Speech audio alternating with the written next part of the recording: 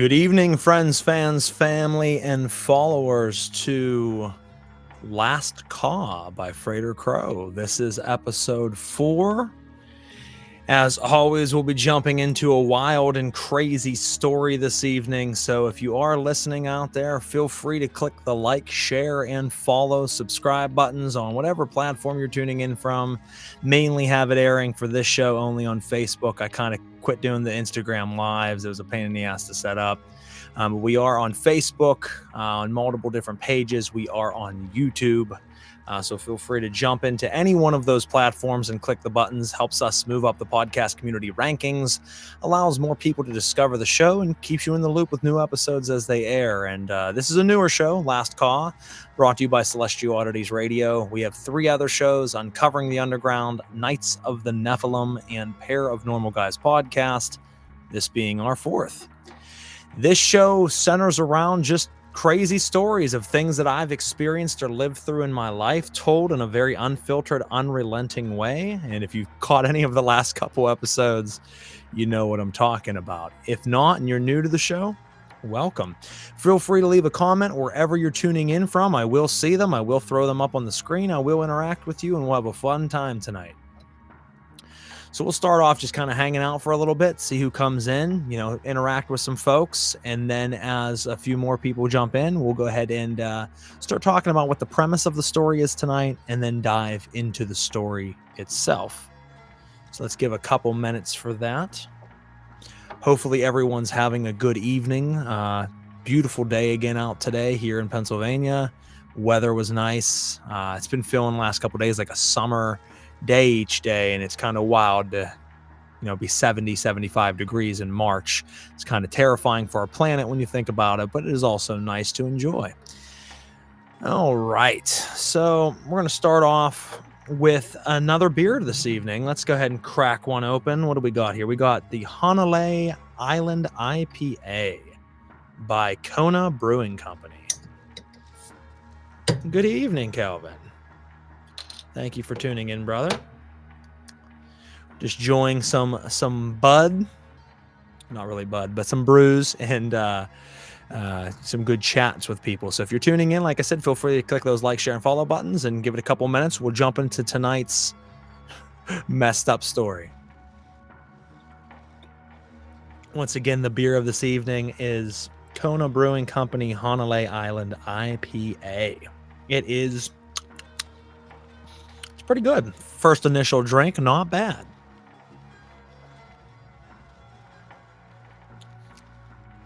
Very hopsy. Very citrusy at the same time. Has really nice citrus notes to it. All right, let me adjust my mic here. And like I said, if you're listening in right now, just hang out for a couple minutes, and we'll begin the show here in a couple minutes. I let some people jump in. Good evening, brother. Thank you for tuning in.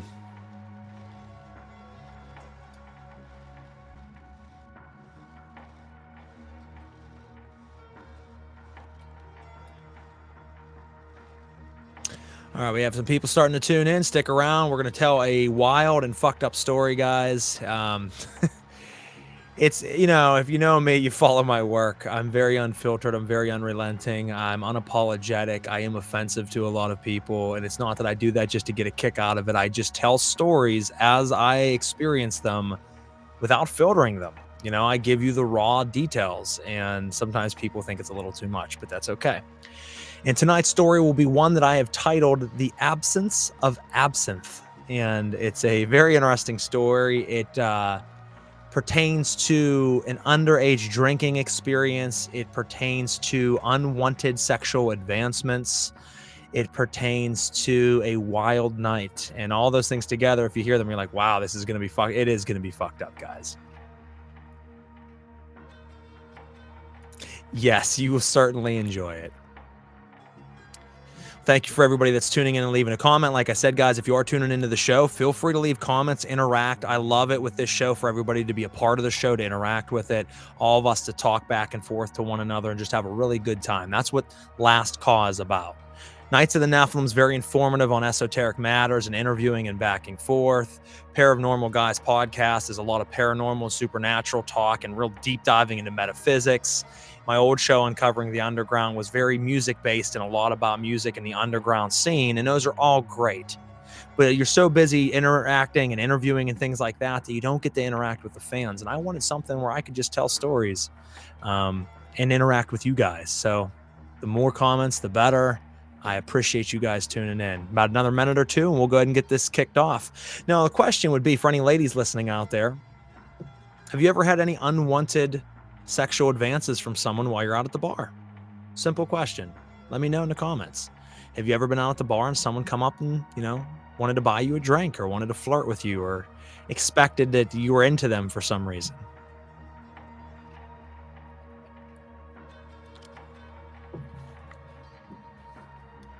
That is a very good beer.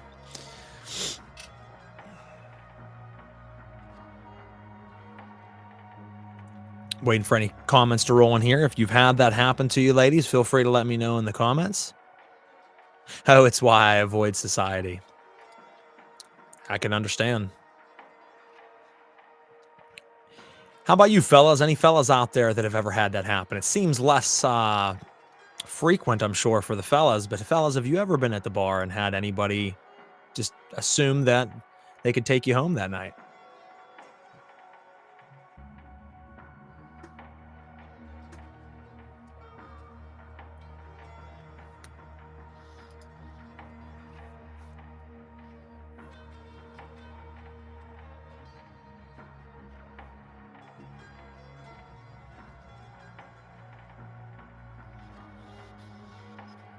And while we're waiting for a few more people to jump in, waiting for these answers and to get started, I want to thank anybody who came out to the Little Shop of Lilith in Butler, Pennsylvania last night for my lecture and presentation on ceremonial and ritual magic. We had a packed house. Absolutely wonderful. You couldn't fit another person in the door. Everyone stuck around for 2.5+ hours while I gave this lecture. Not one person left. I really appreciate all of your guys' support, your hunger to want to learn occultism and ritual. And I hope that you took a lot from that adventure, from that lecture. It meant a lot. So thank you. Thank you for supporting Little Shop of Lilith. That is my friend Natasha's shop. She is the creative director for Celestial Oddities Radio, and she has a great occult shop. So make sure you check her out if you're local. She also sells things online, so you can support her that way. And thank you for you guys that supported me last night. Like I said, it was very much appreciated. So we have some people tuning in now, so we're going to go ahead and start getting things started. You can leave the comments if you missed my question earlier. Ladies, have you ever had any men make advancements at you at the bar? Fellas, have you ever had anyone, it doesn't have to be ladies, it can be a man, have you ever had someone make any advancements to you at the bar? That's what tonight's story is about, and it's titled The Absence of Absinthe. Now, I used to be in a band called Souls of Aries. Souls of Aries was a pretty, well-established underground metal band at the time from here in Pennsylvania. We did well for ourselves. We played quite a bit of shows, but, at the end of the day, we were just a decent local band. We played out of state and everything, but, you seem much bigger at that time than you are. Looking back on them like you were just a bunch of dumbass kids, but we were larger than life at that time, right? Our singer went on to become a professional death metal vocalist who's toured the world. He's very, very good at what he does. And we used to go out to different shows. And for some reason, even though I was younger than several members of the band, I always got treated like I was older. So we would go, and we were always young playing in bars, 18, 19-year-old playing in bars. And we would get there, and the security would come up, talk to us about the roles, tell us where we can set up, all that fun stuff. And time and time again, they'd be like, well, obviously you fellas can't drink tonight. You guys can. And they would point to me and my one drummer at the time, who was much, much older than us. And I always got pointed out that you can drink. And the rest of my band would look at me just pissed, like, you asshole. Like, they're letting you drink. You're younger than us. It was always a joke because I always had a big beard and had hair back then, believe it or not. And it was always a fun thing to be at these shows getting shit-faced afterwards and everybody believing I was old enough to do so. And that's what this story's about. It's about a place here in Pennsylvania. It's called the Fallout Shelter. It's a really cool bar. The Fallout Shelter is just that. It is a fallout shelter of a bowling alley. The upstairs has a bar, it has a restaurant, it has a bowling alley, just like any other bowling alley. And then the downstairs is a bomb shelter, a fallout shelter that they've turned into a bar slash music venue for heavy metal underground acts. My band had played there several times. Each time I went, I was not old enough to drink, and I'm not throwing a club under the bus. This was a long time ago. You're talking 15 years ago, maybe 20. Um, and between 15 and 20 now that I think about it. And they would give me the thumbs up that you could drink because they thought I was 21. And my band would play, and a lot of times it wasn't uncommon for you to be a musician or an artist. You play, and after the show, someone buy you a drink, right? Well, tonight's story is an interesting story because, and I'm going to take a sidestep real quick. Even as men, sometimes we have people come on to us at the bar, want to buy us a drink, make advances towards us, right? It's not as common as I said earlier, but it does happen. And this has happened several times. Now, here's where tonight's story could be offensive to some people, and it's not meant to be. It's funny. For some reason or not, I certainly have had ladies come on to me in my life, but I have time and time again had men come on to me for some reason thinking I'm gay. I'm not. I'm the furthest thing from gay. I have no problem with anybody that is gay. But there's been several times in my life where gay men have come up to me and for some reason or not thought that I was or that they could take me home. And at the fallout shelter this night, after we got done playing, really awesome set, killed it, nice crowd, I go over to the bar and I'm ordering a beer. I had one or two while I played. So I was already had a nice little buzz, a couple drinks. And I'm sitting down at the bar and I ordered with the bartender, hey, can I get and I think at the time I was drinking Bud Light. Can I just get a bottle of Bud Light? Guy next to me is like, I got that for him. Didn't think a thing, right? I'm just like, oh, I said, thanks, bro. I appreciate it. Shook his hand. He's like, no problem. You guys killed it tonight. And I was like, thank you. Didn't think anything. Yeah, he's just a guy buying me a drink. A lot of people do that for a band that they admire, right? So we're sitting, we're bullshitting with one another, drinking, shooting the breeze, and finished that drink. And I was like, bartender, can I get another Bud Light? And some people would say, what, you didn't buy him one? No, I didn't, because as the musician, it wasn't uncommon, as I said, for someone to buy you a drink, but I didn't ever need to buy them one back. You could do that out of respect, but at the same time, I was the entertainment for the club that night. I don't feel that I need to buy anybody a drink back. If I was just out and about and someone bought me a drink, usually I try to reciprocate. But if I'm the musician, no, because I'm not getting paid really shit to play heavy metal at these bars. So I'm sitting there, and when I ordered the second one, bartender, can I get another drink? And he says, yeah, I'll go ahead and get that. At that point, I'm kind of like, well, what the fuck? Like, all right, that's okay. Bought me another drink. Sure. I said, hey, man, thanks. You didn't have to do that. Oh, no problem, buddy. We're sitting there. We're still drinking for a while, right? Then we finished that one. And before I was just finishing that beer, he says, why don't you get my friend another beer? He bought me another one. And at this point, I started getting weirded out. I'm like, okay, one beer? Okay. Two? Maybe. Three? Something strange here. At that point, I realized what was going down. And I'm like, oh shit, this dude's trying to pick me up. I'm like, huh. And I'm like, I never gave him any indication that I was gay. I never flirted with him in any type of way. I just sat down and ordered a drink. So at this point, I'm like, all right, dude already bought me 2 drinks. Let's take it for what it's worth. So, and women have done this many times, guys buying them a drink and then they, get drinks all night and then they bail. Well, that's pretty much the premise of the story. So as he's sitting there and I'm like, oh shit, well, this guy's trying to pick me up. He already bought me 2 drinks. He's buying me the third. I'm like, oh, appreciate it, man. Then he was smart. He was like, I'm going to get him real tipsy. And he's like, why don't we get you a shot? We'll do shots. And I said, oh man, I don't think you probably want to do that. I'm an expensive drinker. I says, beer is one thing, but when I'm drinking liquor, I like to drink top shelf, man. I was like, you already bought me drinks. I can't expect you to do that. Oh, no, man. You can get anything you want. Not a problem. You order what you want.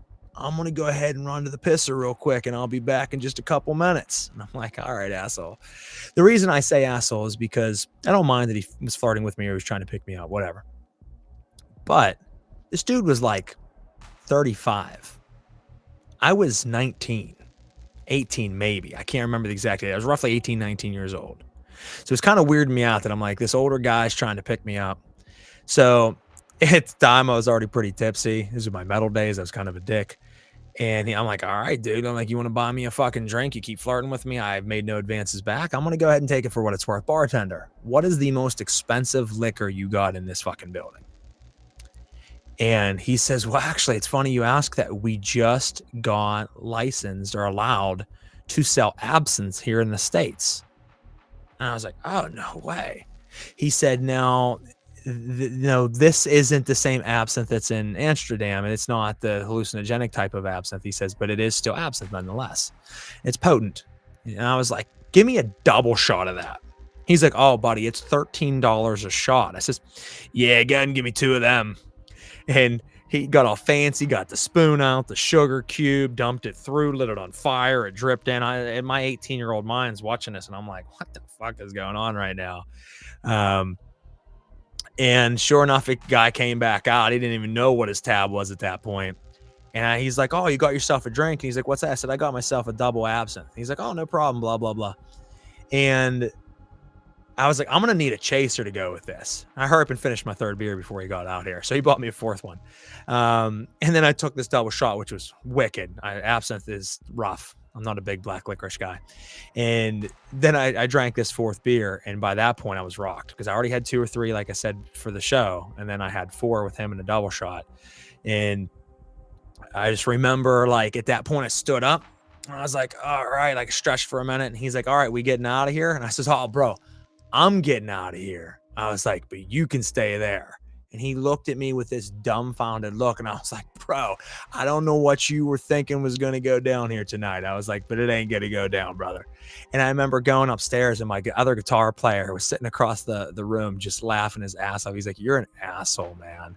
I'm like, no, dude came over to me, started buying drinks, didn't ask anything, just continued to buy me drink after drink, assumed for some reason that he could take me home. He's twice my age, and I fucking took him for what he's worth. Let that be a lesson to him. But I just thought that was a funny story because you often hear about women getting drinks bought for them. Sometimes they take advantage of that situation, but you don't often hear about guys. And that's happened to me time and time again. And I remember going upstairs, and here's where it gets wild. The absinthe, though it might not have had its hallucinogenic properties, when it kicked in, I was fucked. I started seeing the walls breathing, but I started seeing the walls breathing because it was spinning.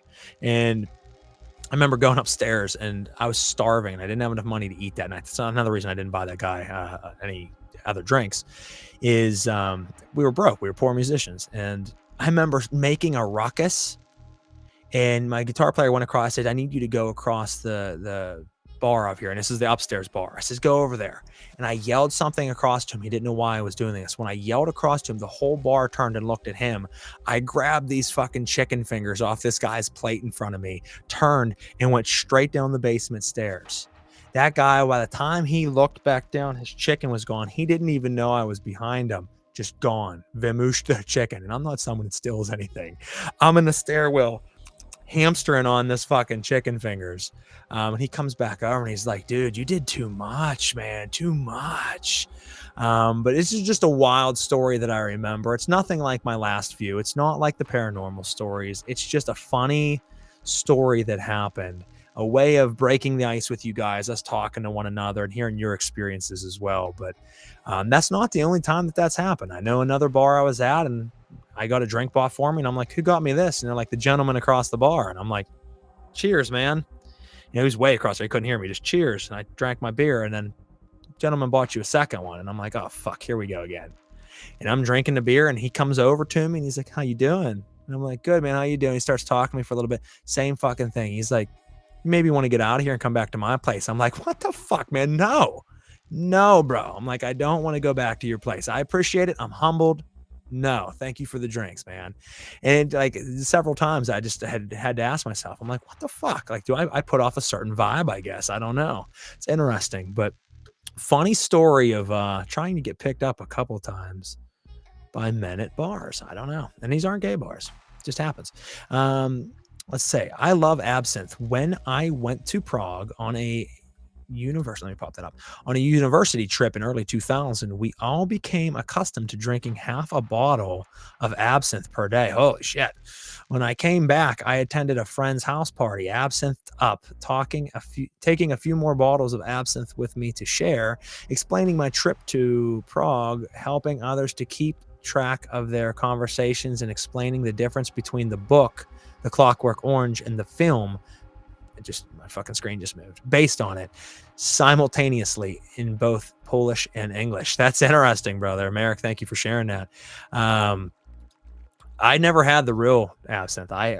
Here's the thing. I don't know. I felt like I was tripping balls after I drank it, but like I said, I was young at the time. I was partying. I smoked back then. So the mixture of an 18, 19-year-old mind smoking all up and then slamming, 6, 7 beers and then absinthe, which I'd never had before. It just was a bad concoction of all kinds of things going on. But just found it to be a really funny story. I feel bad kind of looking back on it now because that poor bastard at the bar spent, you got to think beers are $5 a beer. He spent $50, $60 on me. And then I was like, peace. And I bounced out. But it's a lesson to you. Buy someone a drink. That's one thing. Start to get to know if maybe they're on the same agenda as you. And then if not, stop. If so, then continue. But just to frivolously keep buying me drink after drink. I don't know if it was he thought that I was, or he thought he could get me so tipsy that he sneak one in on me. I don't know. That sounded fucked up. Sneak one in on me. I had a similar situation when I was at one of our local bars for something we call Summerfest. Bands, drinking, big party. But I don't drink. I never have. Anyways, this older guy, about 55, I was 23 at the time, decided, well, I'm going to pick this chick up with drinks. So he would buy me one and I'd thank him, but pass it on to a friend of mine. He bought another one and another one. I passed those ones off to my friends as well. About 10 Caesars later, he thinks I'm hammered. Obviously, I wasn't. So he starts grabbing on me and trying to drag me out of the bar. Well. Little did he know I was in self-defense at the time. And kickboxing. Well, I self-defensed his ass from the bar all the way to the front doors and kicked his ass outside. Sorry, drunk or not, don't fucking touch anyone. I will give the fact that this guy never tried to lay a hand on me. He just, like I said, he was trying to booze me down. I felt like a dick, though, because he's like, buy whatever shot you want. I'm going to the bathroom. And when I went to the bathroom, I'm like, what's the most expensive fucking drink in this place? It was kind of like a revenge drink. And when they said $13 a shot, and I'm like, I'll take a double. That was a dick move. It was rough though. Like I said, absinthe wasn't really for me. I can drink Jaeger bombs. I don't really like drinking Jaeger straight, but I will. Zambuca. Ugh. Yeah. Absinthe. Ugh. It's just too black licorice for me. I don't like black licorice. Jeffrey sounding. I just jumped in. That's all I caught so far. I missed it. I'm a non-drinker myself, Kelvin says. I partake in the sauce from time to time. As of right now, these shows specifically, it gives me a chance to drink a beer. And once again, we have Honolulu Island IPA from Kona Brewing. A very nice fruity IPA. Not fruity as in like a wine cooler. Fruity like it has a citrusy orange taste to it. All right. Whiskey all the way. I thought about drinking some whiskey tonight, but then I'm like, it's a Thursday night. I got to work really early in the morning, and I really don't want to get to that level. And when I start to drink whiskey, I like to continue to drink whiskey. It's not a good thing. Now, like I said, tonight's episode is probably going to be short. I wasn't sure how many people were going to jump in, but that's my funny story of just going to bars and time again, without saying a fucking word to anybody, I am a gay magnet. I don't know. It just happens. But it was funny. Great club. The Fallout Shelter was dope. I don't know if it's still around or not. It was weird because you're playing heavy metal in a like 4-foot concrete bunker. So all the walls, excuse me, are like 4 feet of concrete. So a real fucking like caved in. The acoustics weren't the best. But it was a cool club to be in, like side of a bomb shelter playing in a small little, and then they had the soundboard was a guy stood back behind the soundboard and it was caged in with like a chicken wire fence and these like siren lights that were on there. And then the wall was painted with giant atom bombs going off. So like when you looked around, it was very apocalyptic looking. Cool club, especially when you're 18 years old.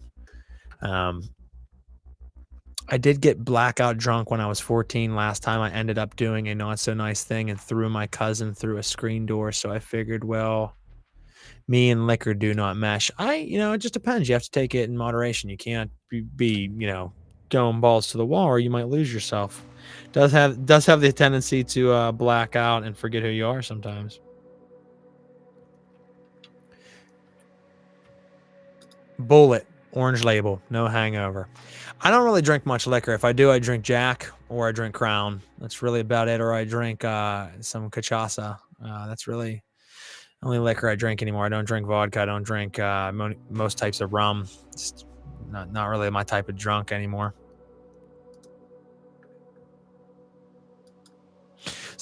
Excuse me.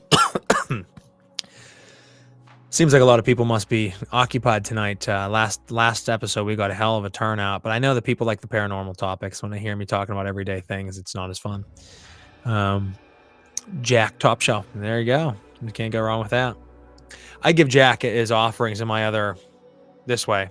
My temple's over there, and that's what I usually give for most of my works of diabolism is for the spirits. I give offerings of whiskey or wine.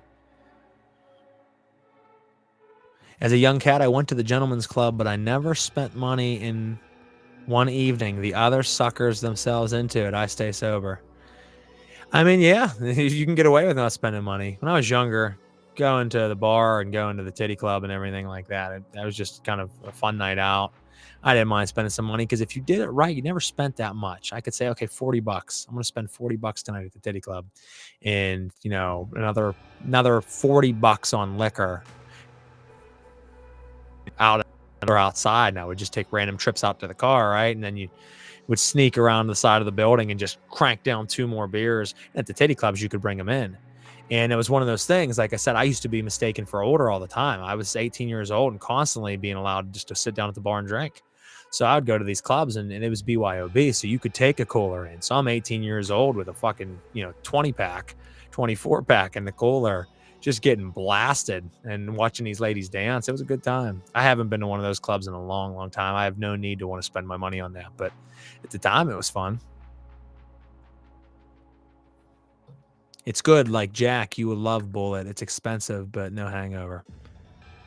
I don't really drink enough to get a hangover anymore. If I sit down and drink, usually I have 2 or 3 glasses. When I drink my whiskey, I just do a whiskey on ice, a little squirt of water. And then I just sit down and that's how I drink mine. So I'll have 2, maybe 3 drinks and I'm done. Enough that you're buzzed pretty good, but you're not like blackout drunk. I don't do that anymore.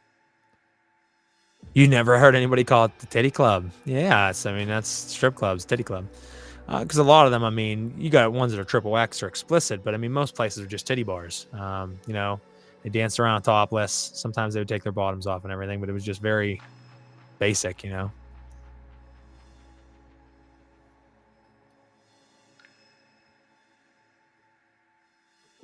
Making sure I caught up all the comments. Like I said, there's not a lot of people tuning in tonight. I probably won't stick around real late tonight. I just wanted to jump on and talk to you guys for a little bit.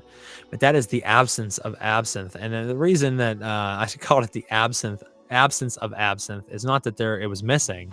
It was that after I had it, I was missing. Like I was blasted to the moon.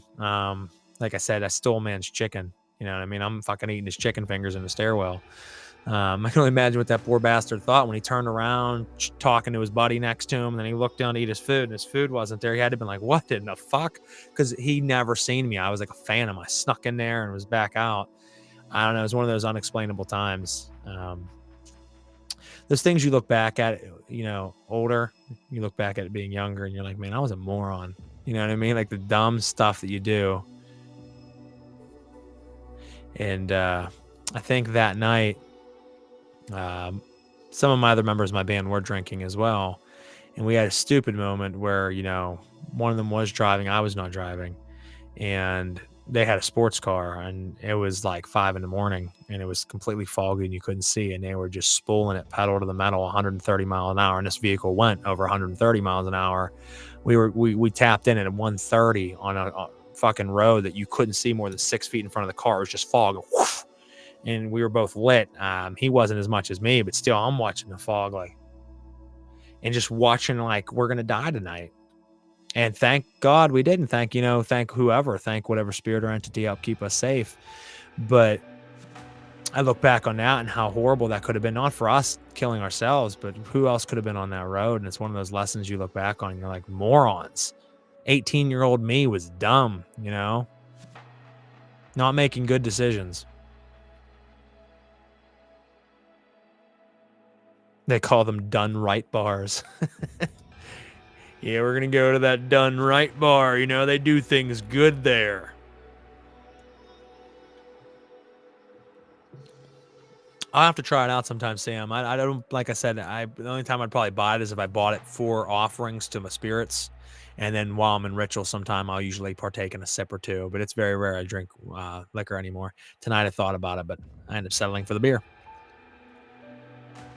Hey, what's up, Travis? Thank you for tuning in, brother.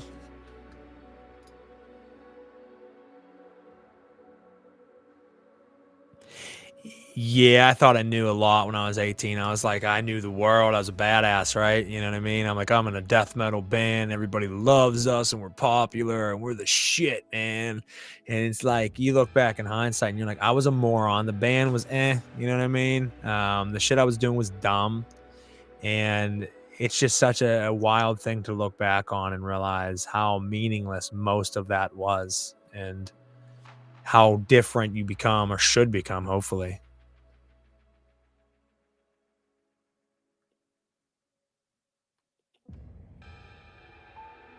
Their titties dung hang right out. They do. They do.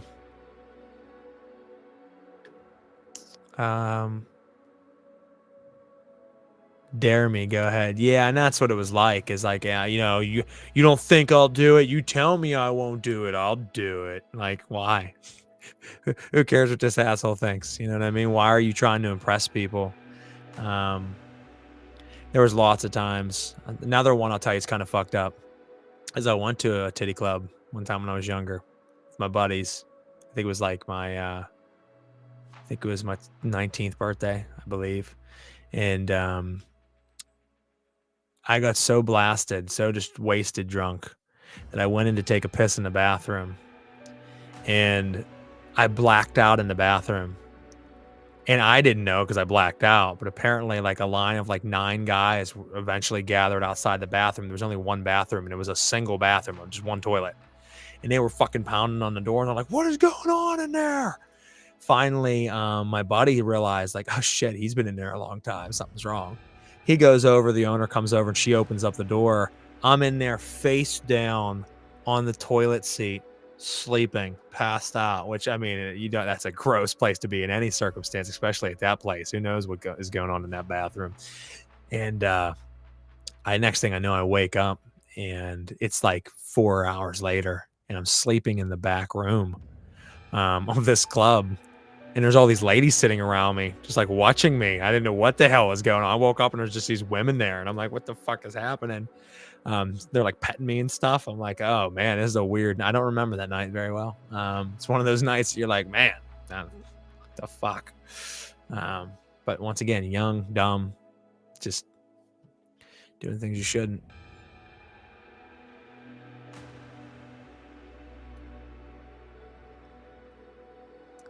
Yeah, I'm not proud of all the things I did, but I don't regret them. That's the thing is, a lot of people say I have such regrets for things I did in life. Well, I mean, yes and no. I mean, I look back at some of the things and wish I wouldn't have done them, but I don't regret them. There's a difference between the two. I look back and say, like, I wish I could have done that differently, but I don't regret that I did it because it is what it is. It's a lesson learned. It made me into who I am today. And I hopefully you're learning from things and never repeat those same dumb things again. That's a form of OD. And oh yeah, dude, I was I was heavily in. I mean, I used to drink to excess when I was younger. Once again, it's one of those things you think you're cool. You could drink 8 beers, have a great buzz, and go the rest of the night, right? No, there was, 18, 19-year-old me that was like, I'm going to drink a 30 pack myself and black out somewhere. Why you would do that, I don't know. It was always like that defined your character, how badass you were. I'm on number 19, guys. Yeah. You know what I mean? Like, yeah, you're cool, man. Everybody thinks you're cool. You're slurring, you're falling into yourself and shit. But they used to do that. My hubby's buddy got him a private escort for his 40th. That's a whole different ball game there. I had a better time back then.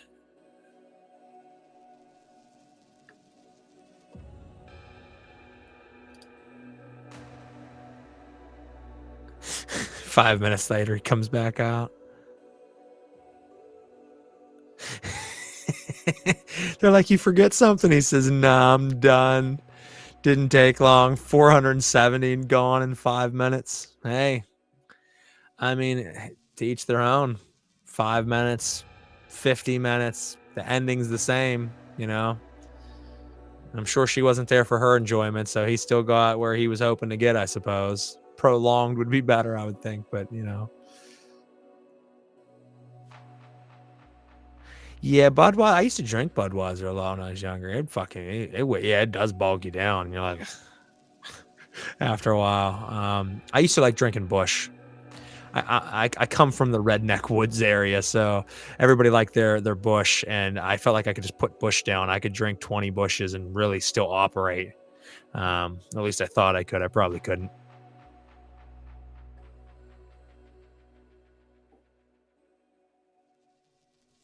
Yeah, true, Sam. I mean, that was easy money for that lady that night. 5 minutes made $500. But although I'm sure that's not uncommon, I'm sure there's a lot of time that those ladies are going to a job and they're done quick. Now, you have a lot of men that even if they're done in 5 minutes might say, well, I paid you for an hour, so we're hanging out for an hour. I'm going to go again or whatever. I don't know what the rules are to that, but I'm sure there's a lot of times that they go out to jobs and 5, 10, 15 minutes in to an hour or 2 hour session that they were hired for, they're done. And they're getting to leave and they made out like a bandit. But still, I mean, it's a lot of baggage to carry. You know what I mean? Having that happen, seeing that, experiencing that, and have to go just get in your car and drive away like nothing's wrong. Like, I just was with a guy I don't know for 5 minutes, and yeah, it's a rough life.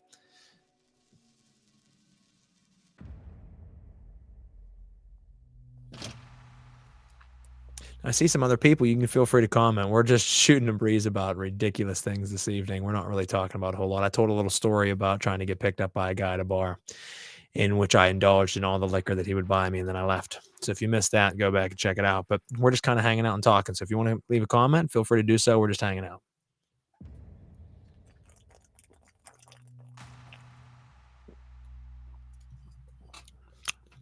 I would advise this. This is good. I wouldn't drink a whole bunch of them, but it's like a 1-off, 2-off maybe. Not a bad beer. Very hopsy. So there's this one drink my wife bought me one time. It was called Hog Wild IPA, I believe it was. And it was my first radio show that I ever did. So this was before Celestial Oddities Radio. This was a show that we had on a radio station called No Fucks Given Radio. It was a podcast station. And we had the Brutal Business Entertainment Hour, which was my label. And we interviewed, we interviewed Dawn Arias, which is a great underground hip hop artist. And I got shit-faced off of 3 beers. It was wild. Like, I drank 2 and I felt fine. I started drinking the 3rd one and it hit me. Something was wrong with the fermentation of this beer. And when I didn't realize it at the time, if you held the beer up and looked through the light, sometimes IPAs have stuff in it. No, this was like solid sediment. So as I was drinking, I was just drinking straight like chunks of hops, which is what IPAs are made out of. And it nailed me on the 3rd one. And I remember being on the radio show and over and over and over again, I was like, shout out to Dawn Arias. Ladies and gentlemen, shout out to Dawn Arias. And then like 45 seconds later, I'm like, Dawn Arias, shout out to you, brother. Shout out to him. And like, I listened back on that episode afterwards and I'm like, wow. I'm like, what in the fuck was I doing? And I told you guys before, I don't look at embarrassment. So a lot of stuff I say, people would say, why would you say that? It makes you sound like an idiot or a more. Fuck it. I don't care. because they're real life experiences. Why hide from yourself? I've done a lot of dumb shit in my life. Platoon, great movie. It's been a long time since I've seen it, but good movie. Platoon makes me think of Apocalypse Now, Full Metal Jacket, some of those other movies in that same time period, all really great war movies, all kind of fucked up. Watch MTV's Ridiculousness, the Darwin Awards. Bullshit is funny.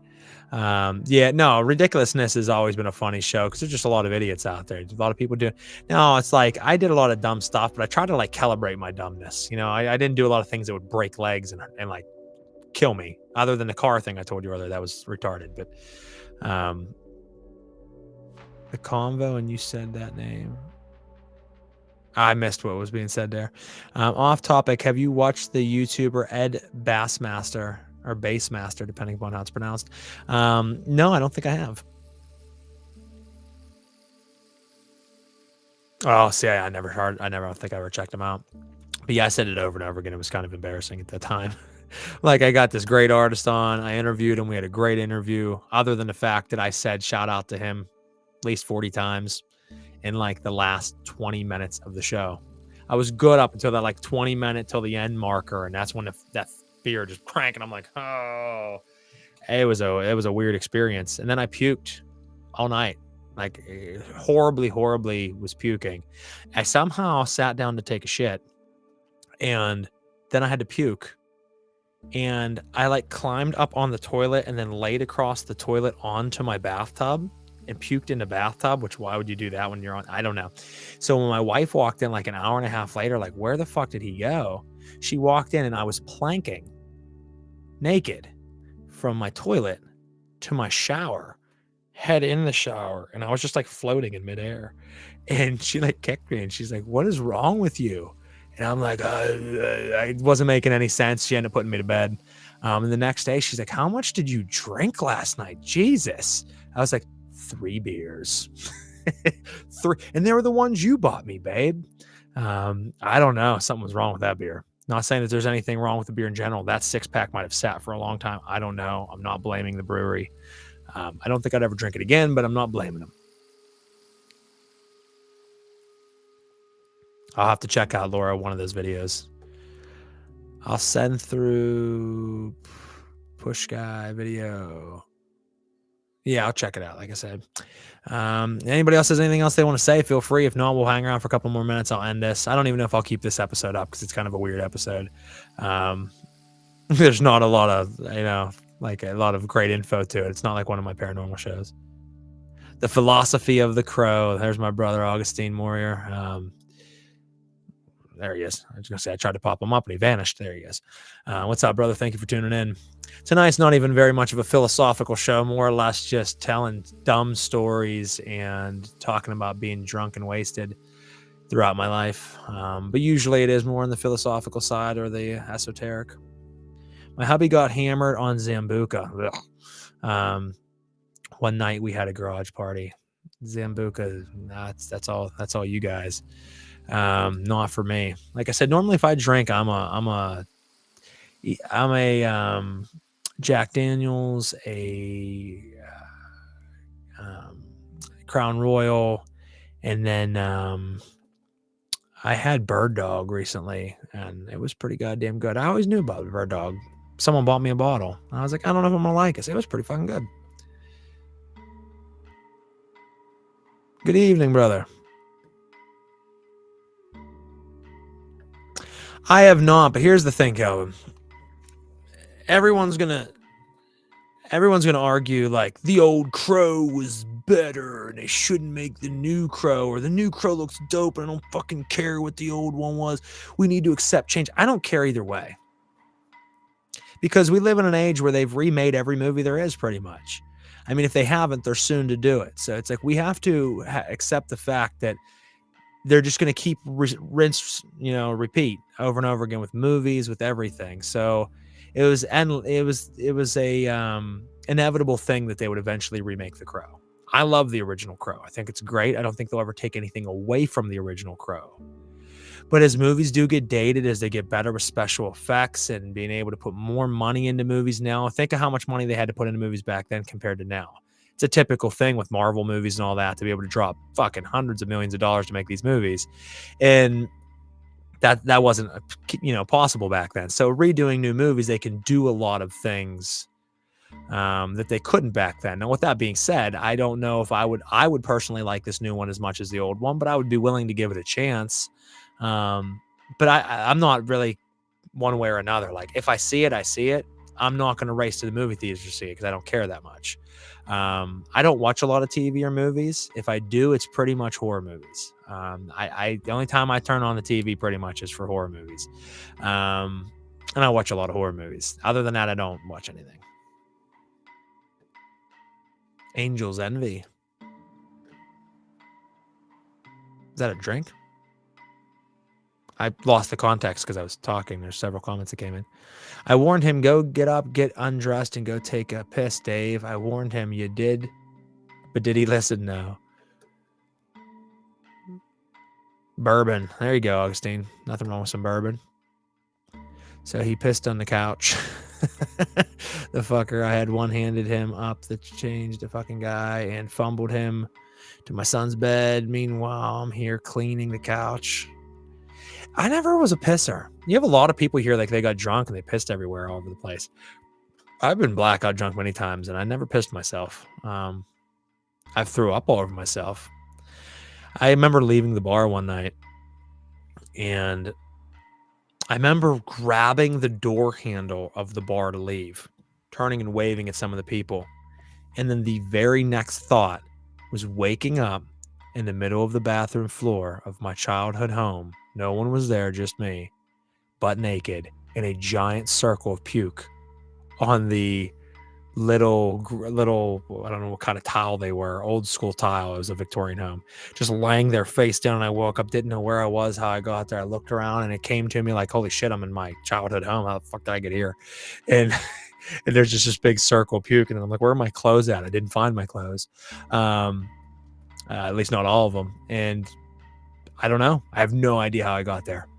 It's one of those things. This is, a long time ago, like I said, but it used to be a lot of those nights where I thought I was having fun. What you'll realize is when you're drugging that much, or when you're drinking that much and doing all those things, you're not having fun.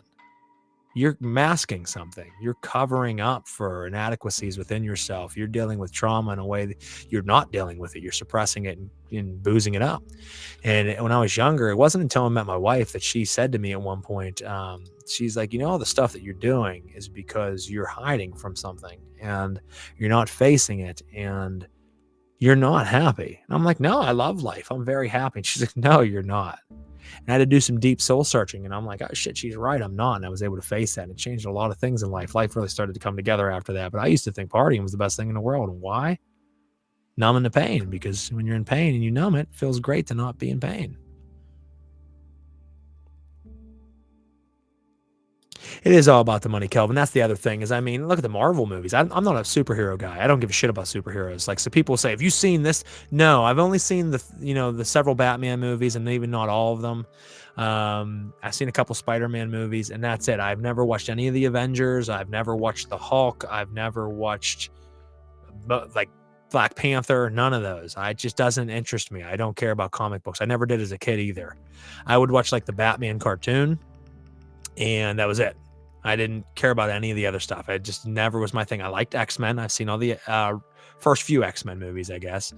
But it was never my thing. But now they found that niche where people love superhero movies. So they drop all this money into it and they make hundreds upon hundreds of millions of dollars in box office hits and payments, and it's sad because they're just flooding the market with this back-to-back same shit. And then now, like I said, they remake everything. I heard they're remaking or making a new Back to the Future. Like, why? Why would you even touch that franchise? That franchise is amazing. Back to the Future was an amazing set of movies when we were younger. Why would you get into it now? Ghostbusters, amazing set of movies. Well, let's remake it and make it all women Ghostbusters. I'm not against them having women in power and things. No, I'm against the fact that they ruined the fucking franchise by adding some movie that didn't need to be put on there. And they're always like, we're going to make a prequel and then we're going to make a sequel. It's like, like with Halloween. Halloween, there's already like 20 movies of Halloween, but then they're like, all right, we're going to make another like kind of deviated story of Michael Myers. Not even Rob Zombies, which was also that way. But then they made the newer ones and they're like, we're going to make another one. And then there's another one. And then another. It's like, just fucking end it. Like, come up with something original. Bring something to the table that is unique. Stop just overdoing the same shit.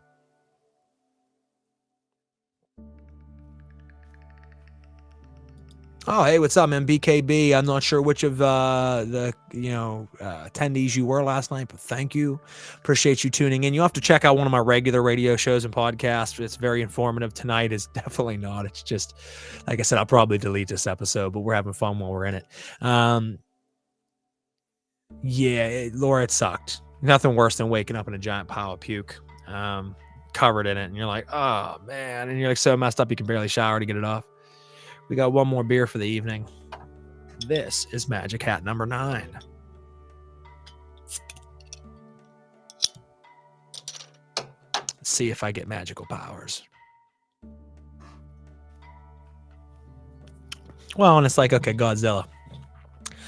I can warrant the first one that they made back in like 2000, 2001. Not the first one, but I mean like the first addition to the original franchise, because the old ones were so old and it would look like an animatronic like puppet, moving around, and they're like, look, Godzilla, to make it more modern and give it kind of a facelift. I can understand, but then they made like 3 more since then. It's like, all right, it's like the James Bond movies almost. Like, that's a little different, people will say, because like there always was a bunch of them and to continue to make it keeps it in every generation. But at the same time, it's like, when do you put it to bed? You know what I mean? Like after 40 films, when do you just say like, okay, we have enough James Bond, it's done. Or Rocky, we had the first, they should have ended Rocky after Ivan Drago, the 4th one. That should have ended it. But they're like, no, now we're going to make the one with Tommy Guns. And then now we're going to make the one where he's older and he's like, just stop, guys. Just stop. Hey, Sarah, how you doing?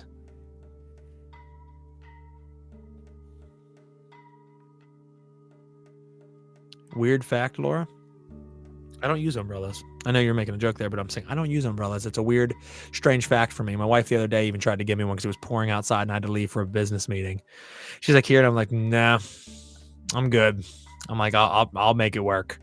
And she just shook her head at me because I don't use umbrellas. Very rarely. If I'm with my kids and I have to cover them up, I will, but I don't. Umbrellas are weird to me. I don't like them. Rocky's a good franchise. Rest in peace, Apollo Creed. He just recently passed away.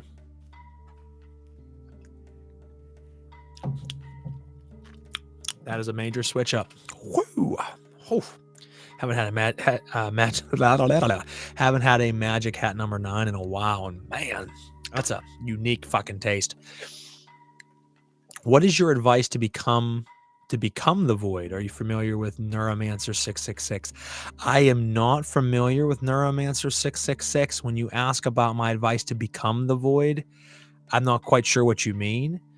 Through meditation, you can reach the Void, and that's done through just discipline. It's just done through meditating day in and day out.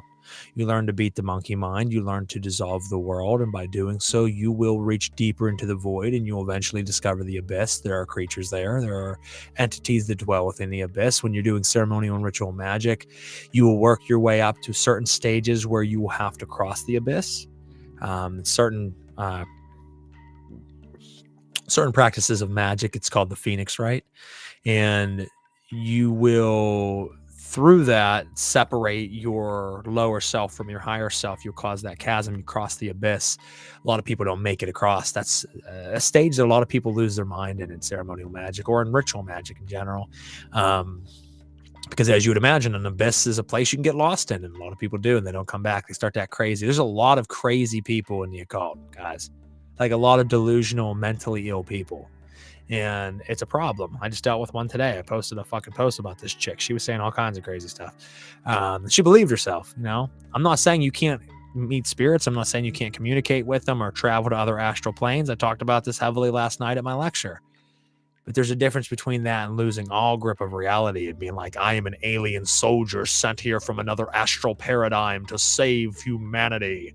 Like, you start talking that shit, you're crazy. Like, you're you know what I mean? Like, you've been dipping a little bit too hard into whatever the fuck you're on.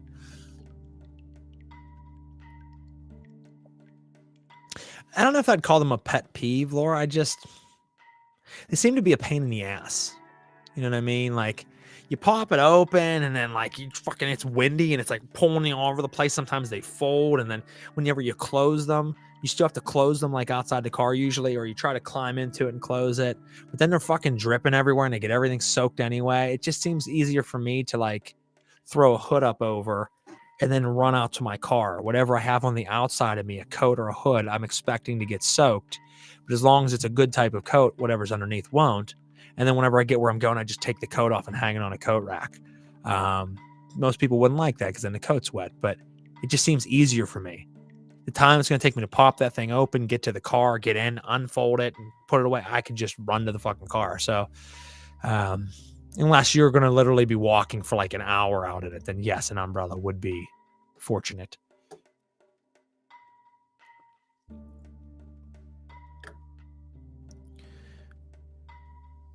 Yeah, they just annoy me. And some of these posts I'm not throwing up, guys. I'm sorry.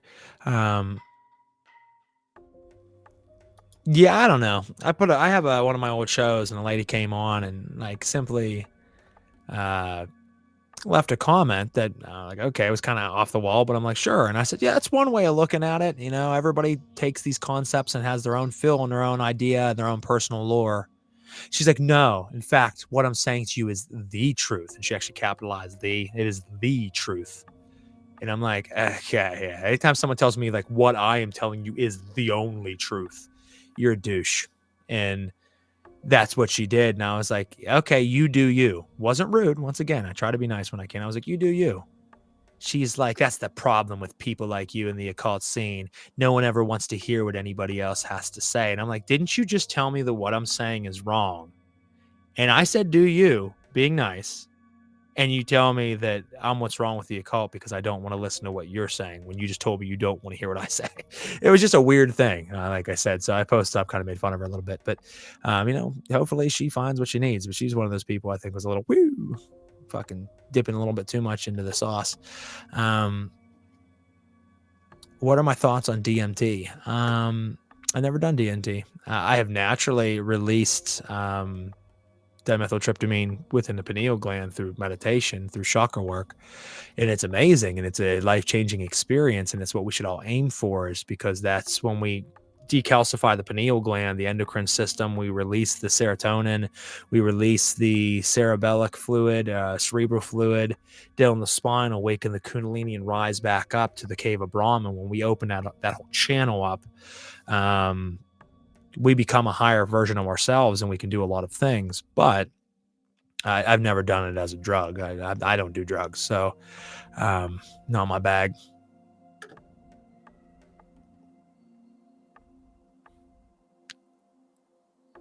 Alethea, I hope I'm saying that right.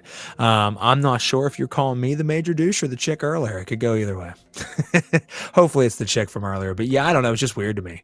And then she's like, I am friends with Archangel Michael, and I summon Cleopatra and Mary Magdalene, and we work together. And I'm like, how the fuck does Mary Magdalene and Cleopatra and Michael have anything to do with one another? That's like it's like, yeah, I work with Elvis and, you know, Abraham from the Bible, and every once in a while Janis Joplin pops in. Like, all right, dude, like you're saying some weird fucking random stuff to me that just doesn't seem to add up. I took your advice and had my girlfriend do this thing called a body code. Not quite sure what that is, but I say go for it. Body code it the fuck up. Yeah, I don't know. There's weirdos out there, like I said. No, we don't always have to agree. I'm a firm believer that, you know, people should have difference of opinions, and that's how we communicate back and forth. We do learn from one another. It gives us something else to think of.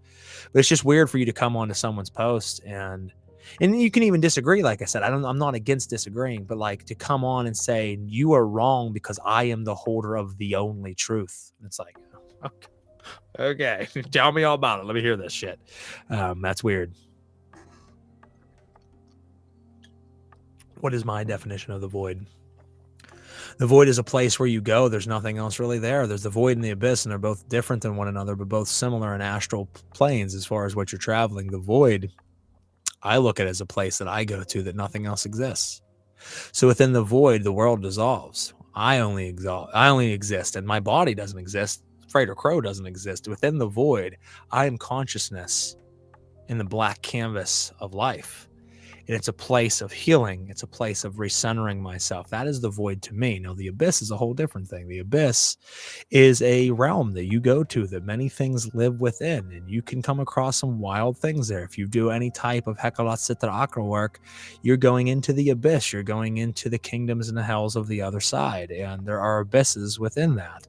And as I said, also in ceremonial magic, once you cross the first 7 Sephira, once you cross over to the supernal triad, you have to metaphysically, spiritually, emotionally, and physically go through a transcendental stage of cross to shatter and separate yourself from yourself. And that is a very important step in magical workings.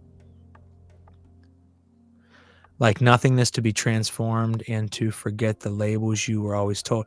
I mean, that's part of it, BKB. You have to slowly chip away. I think you said you were at my talk last night. You have to slowly chip away at that statue until you find that what's inside the statue is actually the real you, and the statue is just that fucking shit that you caked yourself with. Look at it like you're born as a satellite dish with a perfect reception and picture. And every single thing that you come into contact with, every person you talk to, and everything you experience is another shovel full of dirt on that satellite dish. You're still getting a picture, but it's becoming hazier and hazier and hazier and hazier. And after a while, you forget what it was like to get a clear reception.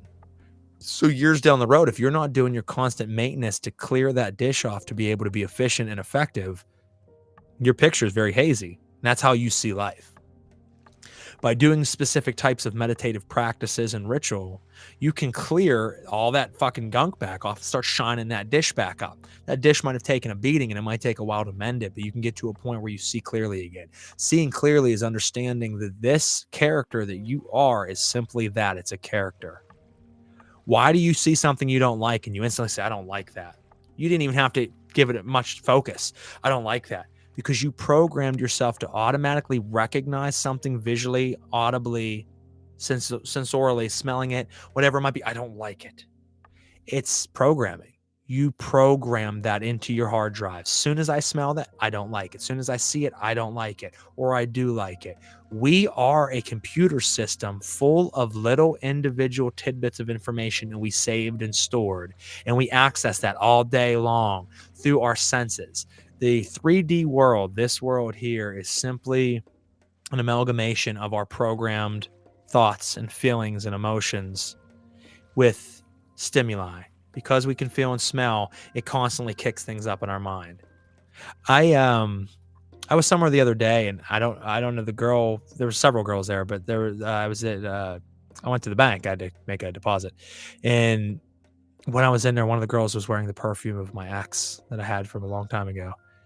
And I haven't seen my ex in years. She died, but this was the perfume that she wore. And the second I smelled it, it caused flashbacks. It wasn't just that I smelled it and it reminded me of her. The second I smelled it, it literally like threw my mind into a flashback of when we were together. And it was like wild afterward. I had to shake it off. I'm like, what the fuck?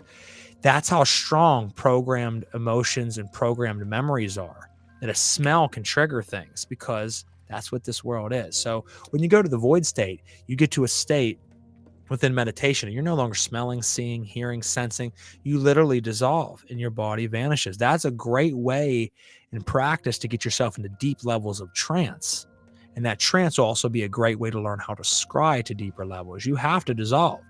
If you're sitting there thinking about your day, who you are, what's right, what's wrong while you're scrying, you're never going to tap in. But if you can literally allow yourself to melt into a puddle and become nothing, become the void state, that's when you're staring into the mirror, you dissolve, and you are endlessness looking into endlessness and seeing yourself.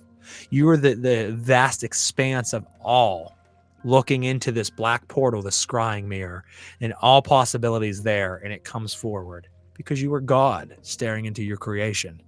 And if you can't reach those higher levels of consciousness, you're never going to get there. And that's what the void state is to me. Also a great way to deprogram lies and dogma. Exactly. I mean, when I talked about this last night, and I feel bad for people who don't get to see like my lectures. I do right now. I have a nice buzz going, but I do some pretty good lectures, and I give a lot of information that I wish a lot of people online could have, but I don't really want to make the step of doing online courses. When you open the shit up to the entire world, you don't get who you want. If I do an in-person class and I have 50 people or whatever it might be come out, those 50 people sought me out and wanted to come to the lecture. You throw it online, you have thousands that might watch it, but you have 900 dickheads that like just want to, oh, I don't agree with that, or this is wrong. I don't care about your opinions. I'm here to present something, take what resonates, discard the rest. But I would rather just have a group of 50 people take it and learn from it than put it online and have 3,000 people give their opinions on it. That doesn't matter to me. My practice works. It's powerful. I don't need someone to tell me it's right or wrong. It works for me. And if it resonates with you, great. But deprogram, and the reason I bring this up is last night we talked about deprogramming trauma. One of the hardest things for Satanists and one of the hardest things for left-handed path practitioners is even though they can be hard as fuck into their satanic practice, they're still very much traumatized by an upbringing or childhood in Christianity or Catholicism. Now, I cite Bible verses all the time. People question it, like, wait a second, you're a Satanist and you use Bible verses. I do, because I no longer let it hold a sway over me. When I'm using a verse, it's because there's mysticism behind that verse. That's a powerful truth. It's philosophy. It is mysticism that I'm putting out there. It's not to pay an ode to Yahweh or to Christians. I don't give a shit about that. But it's a way that you're so past the dogma and chains of it, the trauma of it, that you can use it as your own repertoire within something that's so opposite and antithesis of it. But what you'll find is so many people are still trapped. I'm so hard into the left-hand path, but yet I'm so fucking abused still from the right-hand path. And it happens a lot. And a lot of people try to say they don't still have that baggage. They're lying to you. I grew up Christian. I grew up Catholic. I went to Catholic school. Took a long time to break those bonds and those roots. You have to pry those little fuckers out. And it doesn't come easy. It's a lot of work. But I can faithfully say that I'm past that dogma. That I'm past the worries of it. So much so that I have studied my balls off on Christianity. I've taken college classes and courses on Christianity, on understanding from the start to the end of the Bible, all the passages, the exegesis of it. I find it fascinating. If you were going to be in this world, why would you not study your enemy? Why would you not know their moves? Why would you not know their understanding? So that way, when they go to strike against you as being the antithesis of what they believe, you can strike back and say, I know your religion, your passages, your gospels, your psalms, your ideology, and your mysticism better than you do.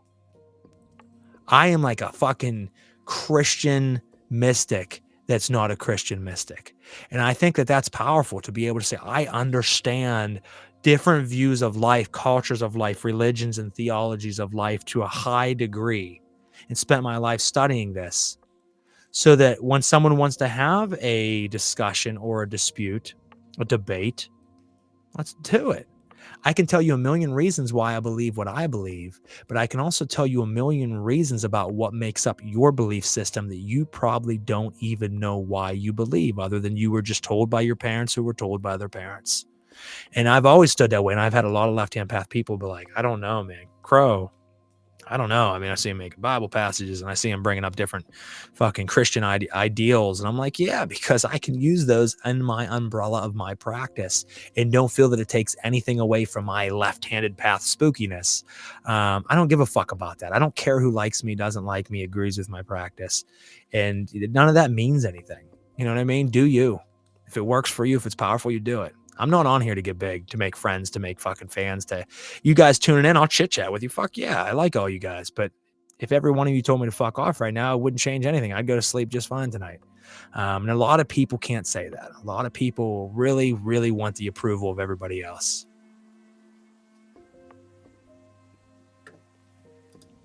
So BKB, if you have your face disappear, that's the first step. But there's a big leap from that to the spirit showing up.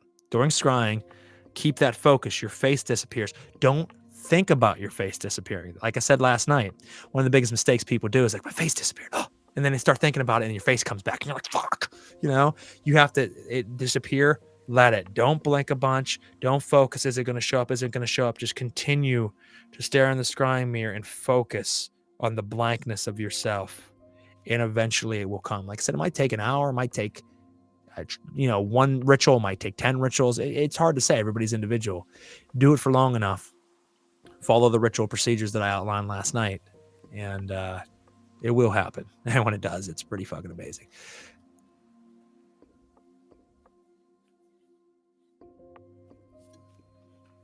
Thank you very much. Once again, I'm reading in hindsight, so I don't know exactly which part of the conversation you guys are giving the kudos to, but thank you. I'm going to head off to bed. Sorry to cut you off. I'll send you that video that you were talking about. Watch it next time you hear anyone say. Okay, I will, Laura. Thank you. Hey, Vicky, how you doing? Thank you for tuning in. We're just shit talking tonight.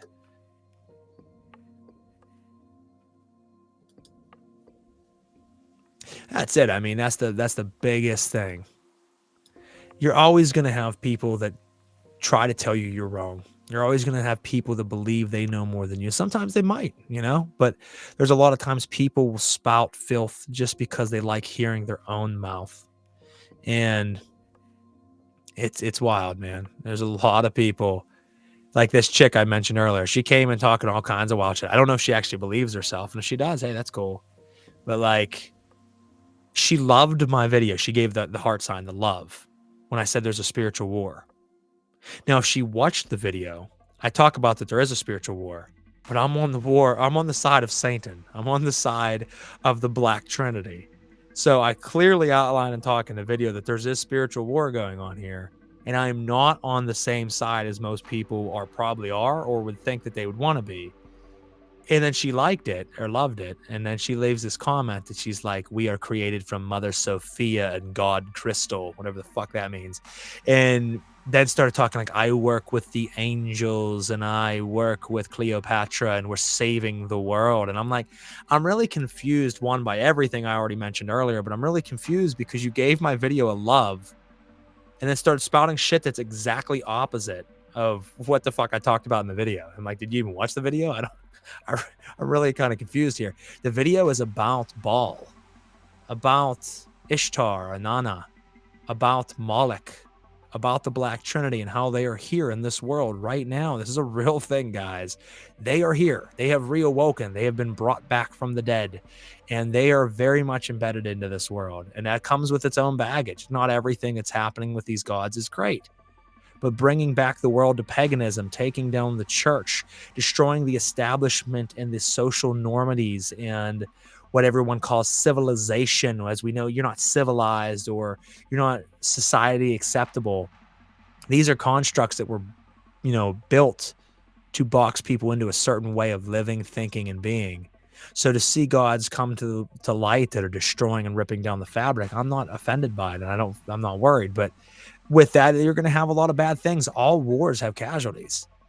The kingdoms and the palaces are built on the bones of the fallen, both on your side and the opposition. It is sad, but wars always have bodies, and those bodies make for great foundation to build from. And that's what is the truth. There's every religion, every belief, every spiritual push that's ever been made in the world has had casualties. Life is war.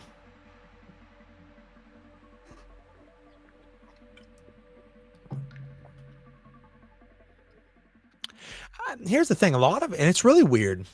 Now that I say it's probably going to happen, but like I have a lot of satanic friends or left-hand path friends, and they talk about how they're like constantly bombarded by Christians. I don't get that. I don't know. Like barely anybody ever says anything to me. I think it's a big part of how you carry yourself. I'm a proud Satanist, but I don't feel a need to go around and spout it to everybody. I'm not afraid to wear things on me that would show that I'm a Satanist, but you stop needing to. When you're younger or whenever you're newer to the path, you wear giant pentagrams on you. You do the most ridiculous stands, like shock value things to show the world I am different. And then you get pissed whenever someone's like, oh, fuck you, blasphemy. I don't stay away from you. You're like, how dare you judge me? But you gave them a reason to judge.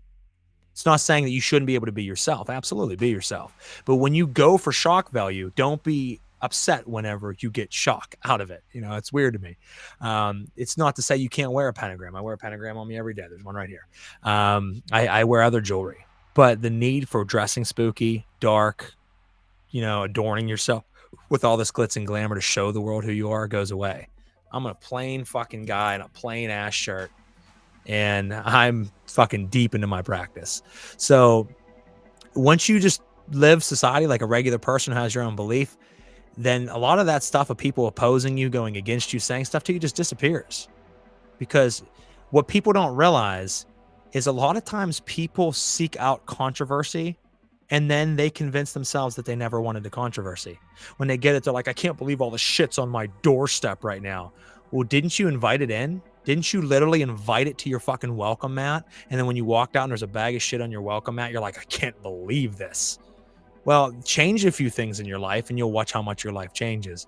And that's real talk. You know what I mean? Like religion and spiritism, spiritualist beliefs should be like coffee. What do I mean by this? I mean that, do you tell people about you drinking coffee? You might have a conversation about it, but do you walk up to just random people and you're like, I had a cup of Folgers this morning? See what they say? No, you don't, because that's weird, right? So why do you need to go around everywhere and tell them that you're a Christian, or why do you need to go around everywhere and tell them that you're a Satanist or a Diabolist? You don't. Live your life, do your practice, but it's something holy, it's something sacred to you. Practice your practice. If it comes up in conversation, be proud of who you are. If someone says, well, what is your faith? You could say, well, it's probably adverse to yours, and I don't usually talk about it. And if they say, well, I would love to hear it. Okay, well, here it is then. I'm a Diabolist. I'm a devil worshiper. You don't have to be ashamed of it. Don't ever be ashamed of it. Be proud of it. But you also don't have to flaunt it. And by just being you, by just carrying that as a regular badge of regular day life, not this special thing, this costume that you put on, a lot of the friction goes away. It's a big secret to everybody's like, how do you go through so careless or so carefree? And I'm like, because I don't add extra stress to my life that's not needed. Why do people live in such stress and such fucking problems all the time? Because they literally cause the problems for themselves and they don't see it. Once you step back from that, separate the ego, you can look at yourself and say, look at all these mistakes I'm making, and I'm not going to do those anymore. And then they go away. Sounds like she has some past lives and mediumships confused, mashed in with her belief systems, but I don't know, just a mixture of stuff. That or she's just fucking batshit crazy. That's also a possibility. I've met people before that told me all kinds of weird shit. Like they message me and they're like, I need your advice on something. I am a primordial dragon from the second age sent here by the great Octorian. And they start telling me like this like fantasy movie shit. Like some pieces are like occultism. Some pieces are like comic book movies and fantasy. And I'm like, I don't, what do I say to this guy? Like, I have an idea. You need to conjure up the spirit of fucking medicine and take that shit. Hey, Sue, how you doing? Much love. Well, the thing is, Sam, and I push this all the time, I'm huge on philosophy and psychology. It's a huge part of my occultism and my practice. Aldous Huxley has a book called The Perennial Philosophy. I've talked about it many times. The Perennial Philosophy talks about behind everything. It doesn't matter if it's Hermeticism, Martinism, Luciferianism, if it's Masonry, if it's fucking Kabbalah, if it's Judaism, Christianity, it doesn't matter. If you look at it, there's a common river that runs through all of it. It's the perennial philosophy. We package it all differently. We have different faces and costumes and lore and understanding of greater truths. And we have all these different characters. Mythos. When we look, it's weird because we can look at other cultures this way. We can say like, oh, the Greeks and the Romans, they had these different gods. And when we look at gods like Zeus and Athena and all these are just characters. These are just fantasy made up mythic characters, right? But then someone can offend us by saying, well, Satan's a mythic character. And you're like, blasphemy. Like, no, he isn't. These are all stories. These are all ancient primordial currents that exist in the fabric of reality. Different types of archetypical or archetype currents that we paint with our own philosophical understanding with deific masks. Doesn't make Satan any less real if you say that we make the mask of Satan and place it over an archetype current of the adversarial, stand against authority, break social norms, rise up and empower yourself type of current. That it naturally exists in the fabric of reality. We put Satan's mask over it. Maybe we put Iblis's mask over it. Maybe we use Azazel. Maybe we use Samael. Maybe we throw all these different masks and we give them all individual personalities, but they all stand for specific archetypical currents that exist. These currents exist. The spirits are masks. The masks come to life. Think of Jim Carrey in The Mask. When he puts it on, he became the character. These masks have potency in them. We, as humans, create the gods. The gods created us and we create the gods. That's why they say God made man in his image. Well, he made man in his image because man made God in his image. And we created each other. And it's a lot of people say that's a weird paradox right there. Well, everything's paradox. It's really hard to explain that right now, especially when you have a nice buzz kicking. But that's what it is. The deific masks of divinity. And divinity meaning everything, not just God and angels. That's the devils and demons as well. Divinity is just the divine current. I believe in the gods of different natures. Have respect for all religions. Yeah, I mean, here's the thing. You could sit there and say, I'm not about Yahweh at all, because I'm not. But is Yahweh powerful? Fuck yeah, look what he's done. He's made a cult that has crossed the world and has murdered millions upon millions of people and have done some of the worst atrocities known to mankind, all under his name. He's very powerful. So you don't have to like him, but you should still stand back and say, damn, like what a fucking powerful God that is. If you look back in history, you'll find out that Yahweh originally was a war god. He was a god of battle. And he became, into the Christian pantheon, or the Judaic pantheon rather, their god, the creator god. Well, he was never God. He was a god. He wasn't the god. And he was a war god. Why do you think Christianity and Judaism, Christianity extends from Judaism, why do you think the Abrahamic faiths always have a lot of war around them? Let's take a look at that for a second. The Jews constantly have been associated with either war against others or war against them from the history of the beginning of time, right? Christians have always done war and always caused war, purging of the planet, right? Let's look at Islamic faiths and things. Always war and chaos, right? The Abrahamic faiths are based off of a system of war god that brings war, that brings destruction. I mean, if you follow a fucking god of certain things, it's going to bleed into your mind and you're going to do things that you don't even realize why you're doing them. That you could call that possession, but no, that's just the influence of the egregoric deific mask that you've placed on this current that you worship, and it causes you to do things. This is all very real. I know I'm just yammering on, but I'm just talking. That's what these are about. It's just fucking free flows of these videos that we do every week.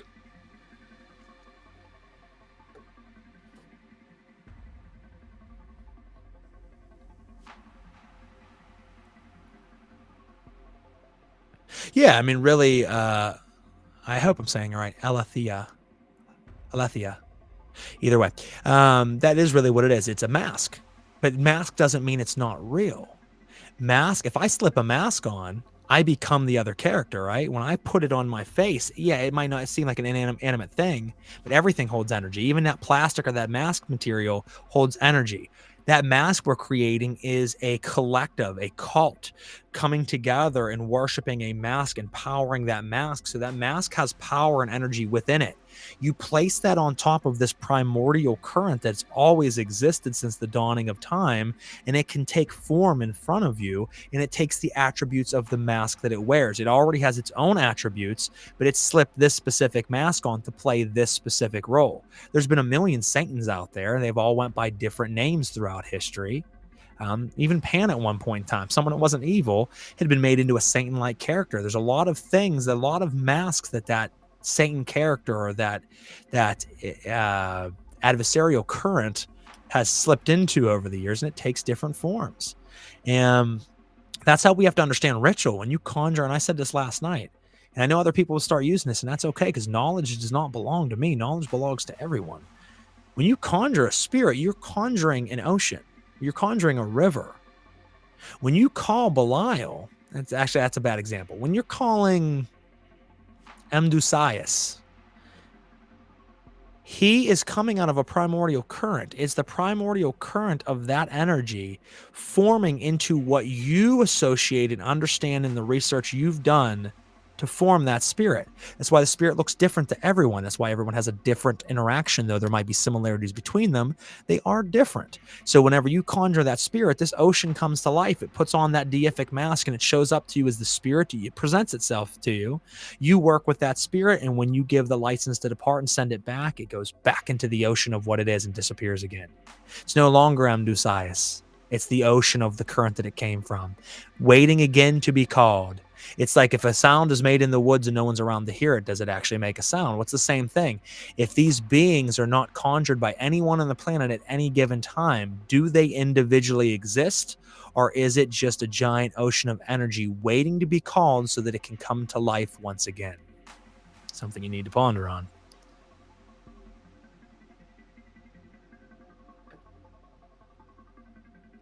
Yeah, it does. So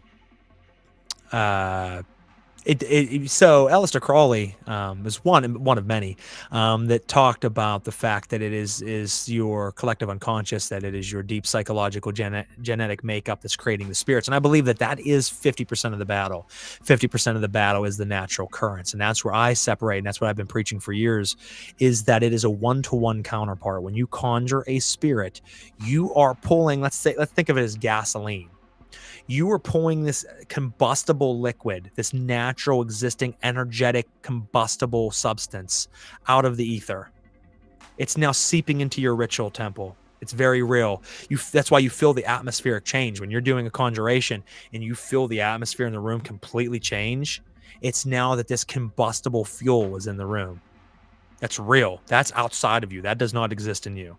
Your calling and your focus and your different work that you've done to be able to be so in tune with your ritual is what brought it here, what opened the doorways, the portals to let it through, but it existed. Now, from within you, evocation, you're pulling from within to spew out what it looks like, what it sounds like, what its nature is, what its history is. Why in the grimoires, and I talked about this last night, why in the grimoires does it talk about when it shows up, it has the face of a bear and the paws of a lion, it rides upon a dragon, and two spirits to its side play trumpets. It is the office, or it controls over the offices of X, Y, and Z. Its nature is kindly or its nature is adverse. It gives you what its nature is, what it looks like, what you will hear, what you can expect. The reason it does this is it's giving you all the stage props for your deep conscious, your subconscious, your collective unconscious, that all humanity shares. It gets piled into this dressing room that we all share, that we don't realize, and we tap into it all the time. We don't even know we're doing it.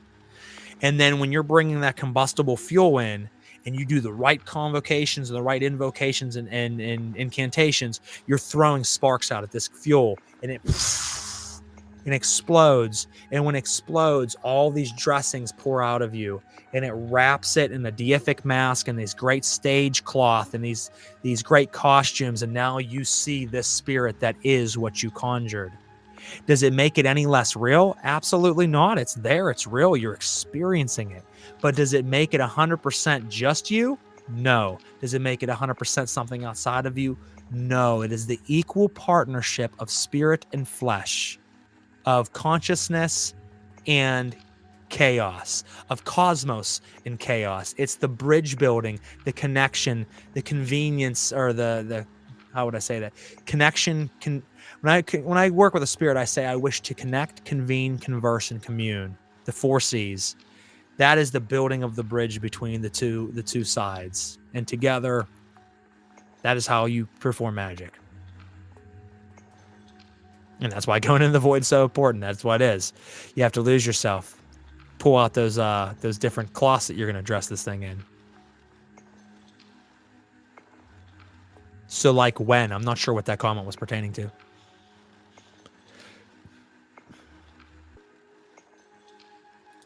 Thank you. Yeah, here's the thing, once again. It's losing the ego. Most people have an agenda.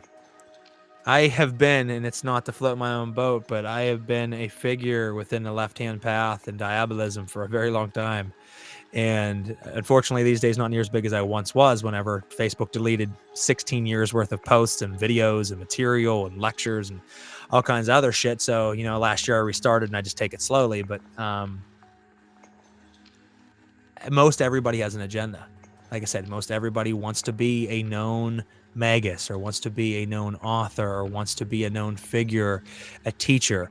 I am someone who writes. I'm someone who lectures, but I have no desire. Like I said, if there's 4 of you watching tonight, that's okay with me. Because if 4 people learn something from it, sweet. If they don't, whatever. I have my cult. I have a group of people, and we privately practice and perform diabolical rites. I practice and have my own temple here. I do my practice. So from time to time, if I can share what I understand and know as I have seen it with others and it resonates, wonderful. And as I always say, take what resonates, discard the rest. You might hear me throw 100 things out tonight and 5 stick with you. But those 5 could change your life and your practice. The other 95, you say, that's rubbish, I don't agree with. That's okay, but those 5 still changed you. And if you get 5 things that change you at any one given time, holy fuck, that's a fruit that you can pick from the tree and use. You know what I mean? So I explain how I've experienced and what I've experienced. And hopefully it touches you guys. If it does, great. If it doesn't. But once you stop letting go of the image that you need to be something, you seek value from other people and what they, how they feel about you, how they look at you, you become yourself. The ego goes away. And it's funny because sometimes you're so just laid back and chill and so nonchalant that people actually mistake that for egotism, like cocky motherfucker. And you're like, no, I'm actually the furthest thing, bro. I am so laid back that sometimes it comes off as cocky. Because there's just no need to impress anyone. It's real talk and it's very appreciated. Absolutely. I try to always be real. It's one of the things I pride myself on, and that's why you don't see a lot of friction or a lot of people causing strife for me. Yeah, I posted up the chick earlier. It's kind of a funny thing, but I don't even look at that as a real dispute. I mean, she's crazy. Crazy people are everywhere. It's like fucking termites. Put out wood, they're going to eat the shit. So, it's very rare I have a big, huge confrontation with anybody because, you know what I mean? Like, you do you. I do me. It's okay. I have no reason to get into qualms with people. It's a pissing match. And what's the point? Kelvin, you're an eternal student. So I tell people all the time. People are like, oh man, you're so versed. I'm like, no, bro. I am a fucking student on his first day, hungry and eager to learn. Tell people that all the time. Some of you have heard me say that before. And that's the truth. No matter how far I've come, I'm still just on my first day. Books in hand, pen and paper. I'm ready to learn. Somebody teach me. That's how you have to look at life. I'm no better than anybody else. I'm nothing special. Do I know more things? Maybe, but I put a lot of time into learning. And if you put a lot of time into learning in the same amount, you'll learn just as much, maybe even more. You know what I mean? And that's the point.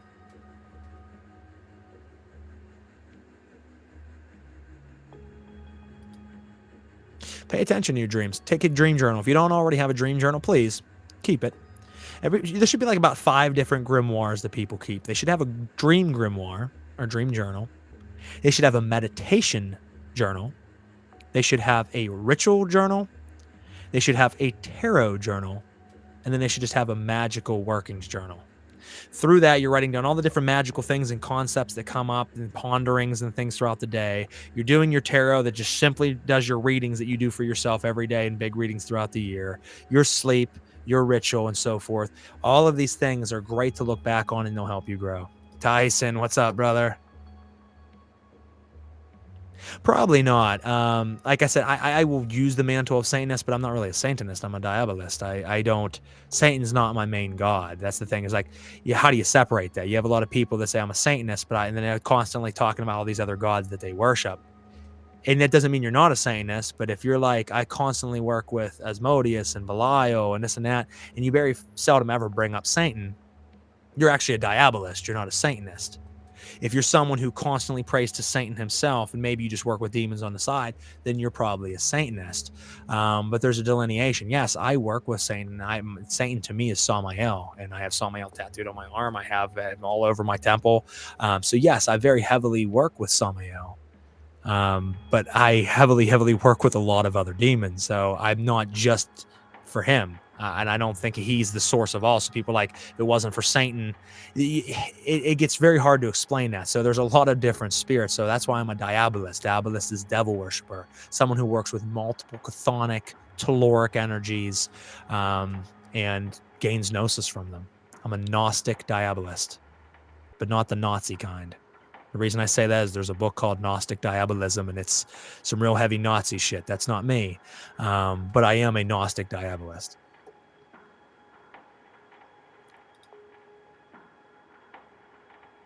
Well, and Alethea, there's a book called The Return of the Gods. I've talked about it. It's written from a rabbi who's also very Christian, which is interesting. And he talks about the return of Moloch, Baal, and Ishtar, and that is the Black Trinity. And that's what I was talking about earlier, is he literally talks about how they are here, and he gives a million examples of how it is blatant as fuck that they are here in this world right here, right now, and they are taking the world back. His stance is that we need to fight against that. But like I said, I'm on the opposite side. I'm like, no, I'm cool with this. But like I said, it doesn't mean there isn't tragedies. It doesn't mean your army doesn't do atrocities sometimes that you're not proud of. But you're either on one side or the other. So if you stand with the side, you don't have to agree with everything that it does, but you have to understand that there are bodies that fall. That's all I'll say about that. I don't want to get into why.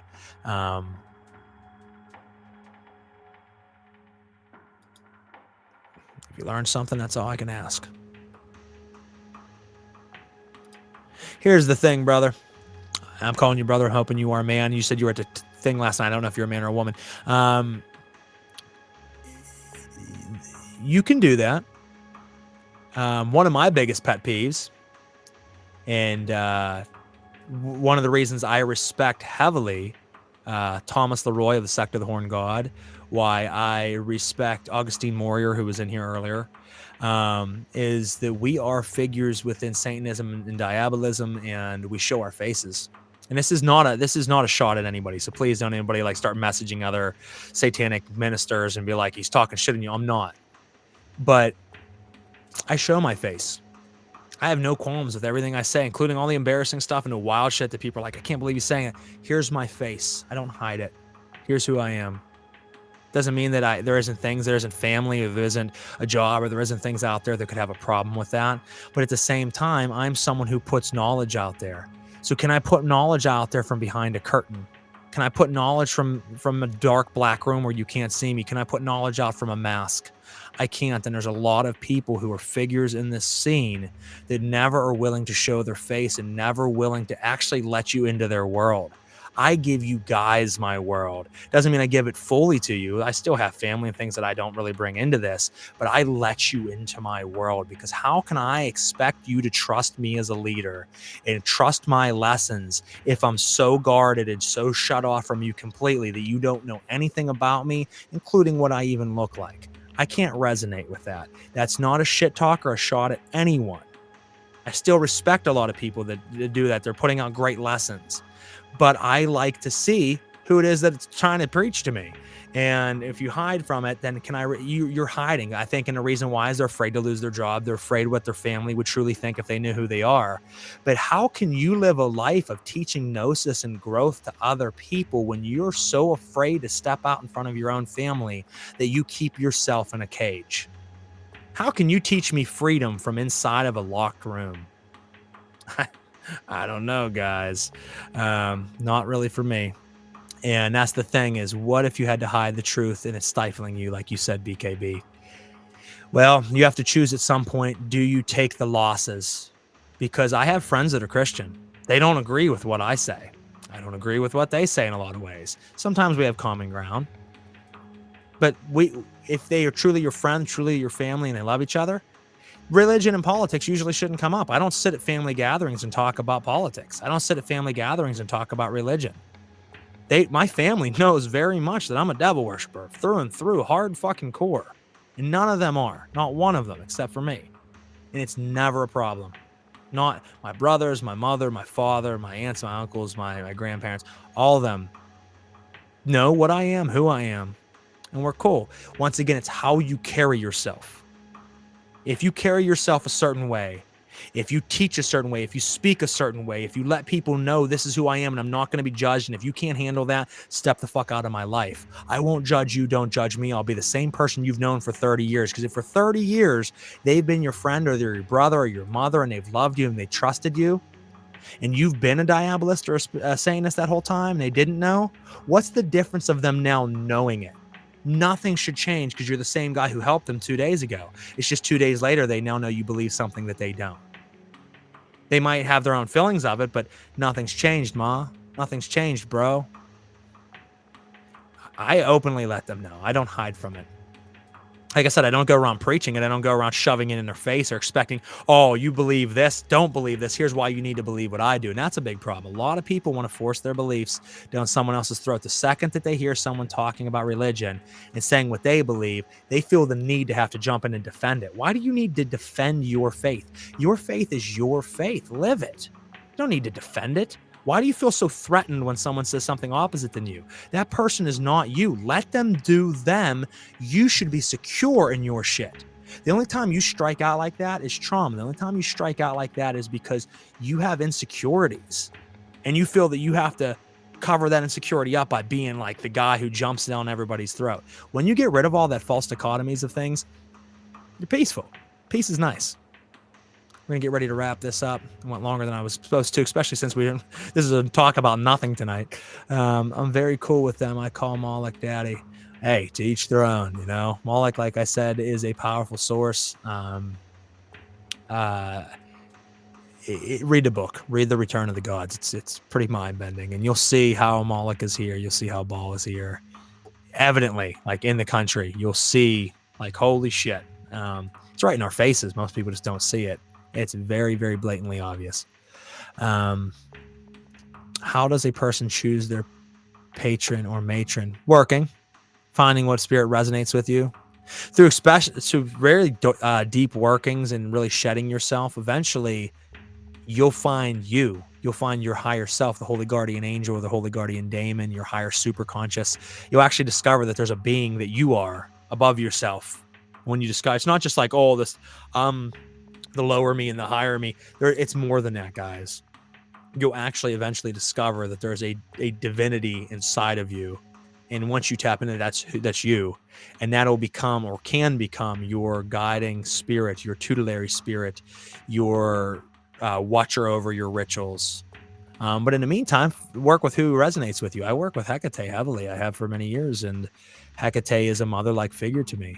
We have to understand that mother doesn't mean loving. Mother sometimes will beat you because you did something bad. So sometimes you're going to have to take some lumps. So work with different spirits and find out who you resonate with. And don't make pacts with spirits and automatically just jump into bed with them until you've worked with them. It should be like a friendship, but don't make the mistake of thinking you're friends. Work with a spirit, not just asking for favors. That's the biggest thing people do. They constantly call, and I need you to do this, and I want you to do that, and you need to do this, and you need. Why would it want to? If every time you call me you want a favor, it would be very quick for me to never answer your calls again. But if you come over a couple times with a 6-pack, you come over with a nice steak for the grill, and you're like, hey man, I just came over strictly to hang out, share a beer with you. You're building up a friendship. Like, all right, he's called me in and gave me a feast tonight and asked for nothing. He's made offerings of wine and bread and meat. He's called me to thank me and just sing praises and prayers in front of me and honor me. Now he's called me for a favor. Well, he's been a really great student or a really great patron of mine, and now we're going to work together. And then the next time you call him, give him an offering again. It shouldn't be that every time you call them, you're wanting something. It should be that you are forming your religious beliefs, making odes to the spirit, making offerings, channeling the spirit in all the ways, good, bad, and different, becoming a part of you, who you are. You're the underlying current of your life. And that's the problem. If you're calling, like I said, if you called me fucking every 2 weeks, and every time I answer, you're like, hey, I need you to do me a favor. I'm like, fuck you. Why are you calling me? You're like, I'm not here to just do your favors. So make tribute to them. Make offerings to them. Good night, Calvin. I appreciate you, brother. Thank you for coming in.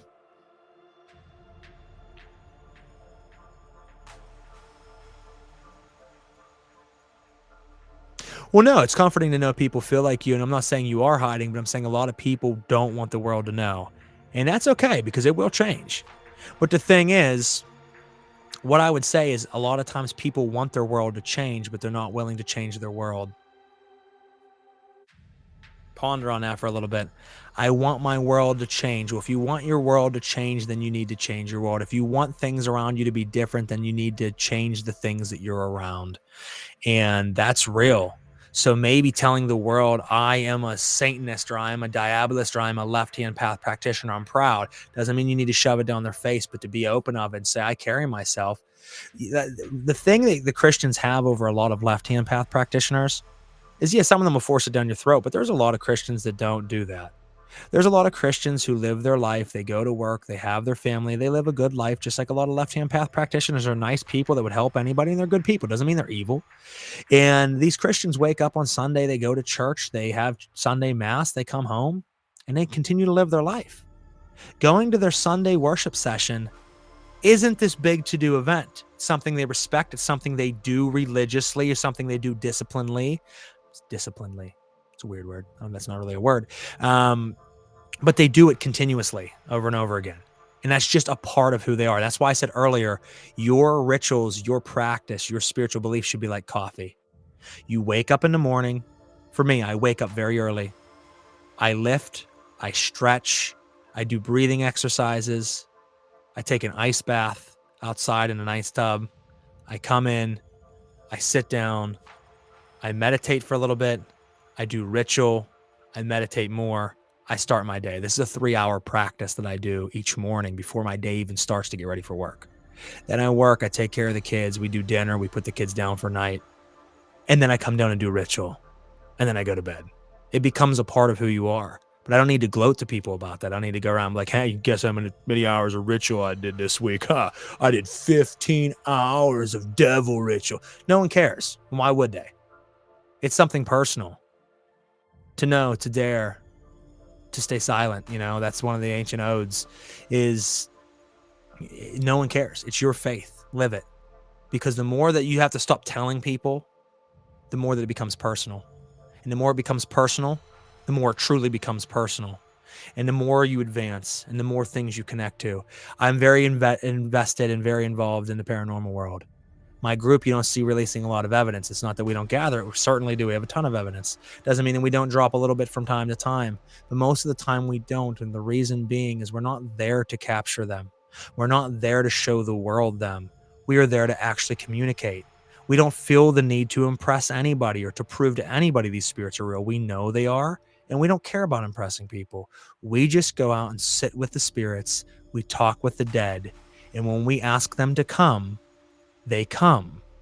And we take out from time to time other people that are not a part of our group. And we let them sit for the first time ever in this environment. And we start to talk to the dead and say, come forward. And doors start opening and shutting. Lights start turning on and off. You hear disembodied voices. Knocking starts happening. You see a shadow person move across the room. People are like, holy fuck. And I'm like, yes. Because when you take away the need to impress the world, to prove to the world something, and you just are sincere, spirits notice the vibrational frequency change within you. And now they want to work with you. He's no longer using me as a circus animal. He's someone that's actually trying to communicate with me. And they communicate. And the same belief should go into ritual. I don't need to videotape my ritual, take pictures of my ritual, tell people about my ritual. I go in by myself, and if no one else in the world knows that I'm here right now, who gives a shit? And do your ritual, connect to that deity or spirit, have a mind-blowing experience, and then don't tell a fucking person about it. Doesn't mean that through a lesson or through teaching like I do that I might not talk or reflect back on an experience to make a poignant point. But I don't need to tell you about all the experiences I've had in ritual because they're my experiences. They are meant for me. I will carry them to the grave. So some food for thought for you guys. I'm going to end it there. It's been a long session, like I said. And other than that, this is Last Call. Next episode, I think we're going to do Lost City of What the Fuck. That is a paranormal experience. I'm trying to flip-flop them as every time it's paranormal experience or supernatural, and then just a life story and chit-chat. paranormal life chit chat. Next week, I'll be on Azariel Flames podcast. He'll be interviewing me and talking to me about ritual and esoteric and occult belief. So if you want to catch a really occult type podcast next week, Thursday night, Azariel Flame will have me on his show. And then I believe the following week, I'll be back with Last Caw, Lost City of What the Fuck. I am Frater Crow, Celestial Oddities Radio, coterie of Samil Arcana called Order. Thank you guys. Much love. Have a great evening.